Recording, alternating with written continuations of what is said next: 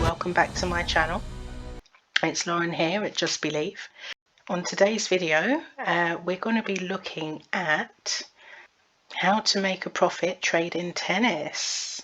So you would have already seen, if you've been watching a few of my other videos, that we've covered back the favourite and back the favourite, lay the favourite as some tennis trading strategies.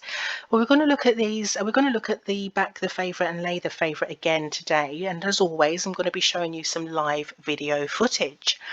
So don't forget to take a moment to subscribe if this sounds like something that's interested to you and you're finding value.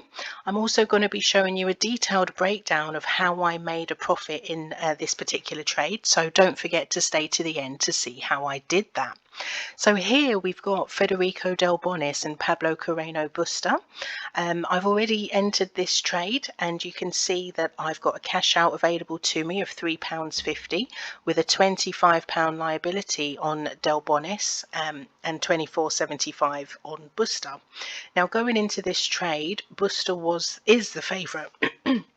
And of course, I've done, as you'll see a little bit later on, I've done my pre-match research. So I've got a pretty good idea as to where the markets think this is going to go and what's likely to happen. And so all I'm doing is I am placing all of my trades on Busta. So what does that mean? It means when Busta serves, I back him, and when he's receiving, I lay him. And I just keep going, backing and laying the favourite, depending on whether he's serving or receiving.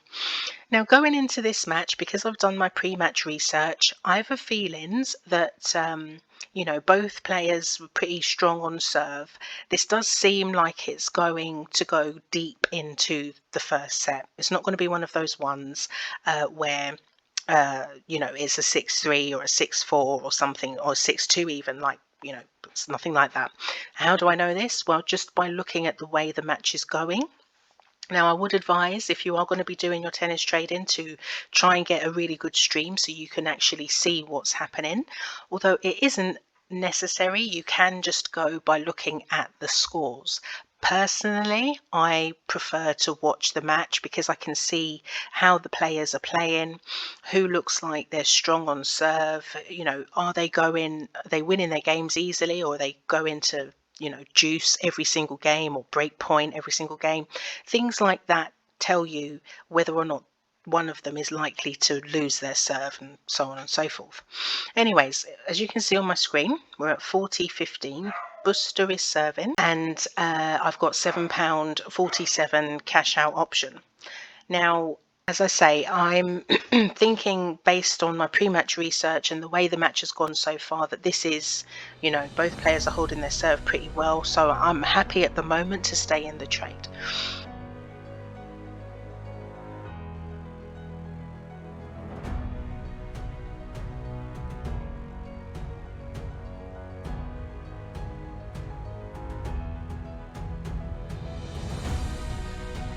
So here Busta's held his serve, so now you can see on the screen that I'm laying Busta because Del Bonis is about to serve.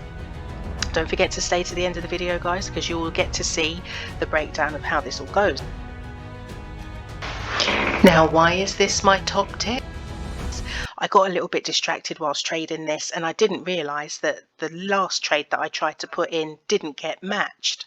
Now, this may happen to you just because the odds are moving, they move very quickly, especially when someone's just about to serve. And I didn't actually realise for a little while that trade that I tried to do, the 1.51 lay in Busta at 1.51, didn't get matched.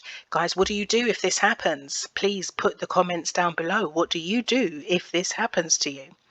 What I do is, it means I have to wait for the cycle to go round again. So sometime later, you'll see it's actually moved on now. It's 5-4. So I've had to wait for it to come back round again, for Del Bonis to be serving again. And then, as you can see on my screen, that's when I've laid Buster. So essentially, guys, if you miss your trade, if it doesn't get matched, one of the things that I like to do, especially when doing this particular strategy, is wait until it comes back round again. It means that you're able to hold your position. If I had tried to get in, if I tried to go in with whatever the odds were at the time on the unmatched bet, I wouldn't have got as good value. So I just held my position until it came back round again. And as you can see, I've done what I tried to do with the unmatched bet before I laid Buster. So yeah, in me doing that last trade by laying Buster, it means that I've put all of the money on Del Bonis, but my liability on Buster's only now 75 pence. And I find, guys, this is the benefit of backing the favourite and laying the favourite.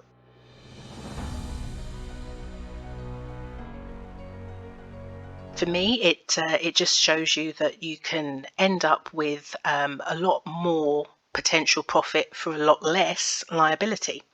So that's what I've done, and yeah, we're just waiting for Del Bonis to begin his serve here. Now, as you can see by the score, it's 5-4. We're getting to the latter part of the set. So with this strategy, for me, this is when I'm definitely making sure I'm paying careful and close attention, because the set is about to come to an end within the next 3 games. But Del Bonis has managed to hold his serve there. And so, as you can see, I'm back in Buster. Buster was the favourite. He's been really strong on serve. There was nothing to suggest that he's about to lose his serve into the end of the set, so I'm looking at my options. I know that I'll be coming out of this set soon, within the next few games, so I'm looking to see, what I feel like doing here. I could have kept going for another couple of games, but the risk is a little bit higher here because we're coming to the end of the set. So what I've decided to do is remove all of my liability. It does mean that instead of me making 25, now I can only make a maximum of £13. But that's okay for me because, as I said, this is going according to the plan that I had before I entered the trade. I'm having a look here to see what, if I can sort of put something on Del Bonis as well, just to make sure that regardless of what happens, I'll walk away with a profit. So you can see that I'm just having a look at different stakes, what types of stake I can put in to, make sure that there's profit either way. Now, as I said, the odds suggest, and also the way the match has gone, suggests that Buster will win.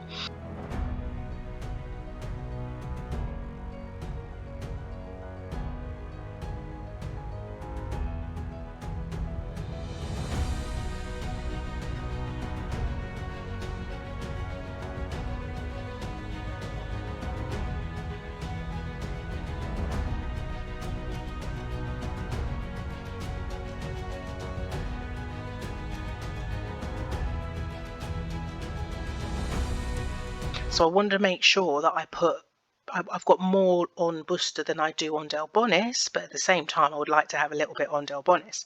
So that's what I'm doing here. And as you can see in a moment, I do actually hedge some of what's on Buster onto Del Bonis.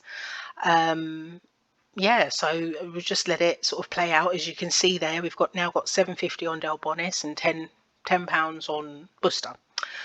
And it's 30 all. So at this point, what I'm thinking is Buster's probably not going to want to go into a tie break. If he can win this set by breaking, then he would do that. So I'm waiting to see if he can get a break point.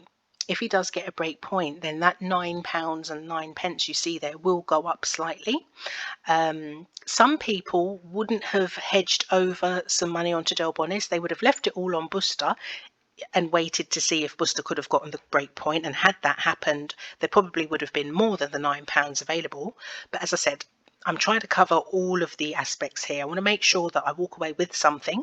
That's why I've hedged some over onto Del Bonis. But at the same time, I'm also holding out to see if Buster can break here. I know if he does, he wins the set, and he's definitely got to be in a winning position. And I would make more than the £9 10 pence. But Either way, I'm happy. But as you can see, he didn't break, and Delbonis held his serve, and it's gone into a tie break. As I said, tie breaks are very unpredictable. Anything could have happened, which could have meant that Delbonis found himself in a winning position. And I've cashed out for my £9 profit. So that's pretty much how I have made a profit on this match. Let me know in the comment box below what you would have done in this particular trade. How do you trade your back the favourite, lay the favourite? How I did it was I did my pre-match research. I traded the favourite. My entry trade had half the total stake, and I made sure that I exited before the tie break. On the screen, guys, you can see exactly the odds that I traded at, having higher back odds and lower lay odds. Guys, if you've liked what you've seen in the video, don't forget to take a moment to press the like button. Don't forget to subscribe, and do please leave me a comment to let me know what you thought of the video, what you'd like to see going forward. And guys, thank you all, and hopefully see you on the next one. Bye for now.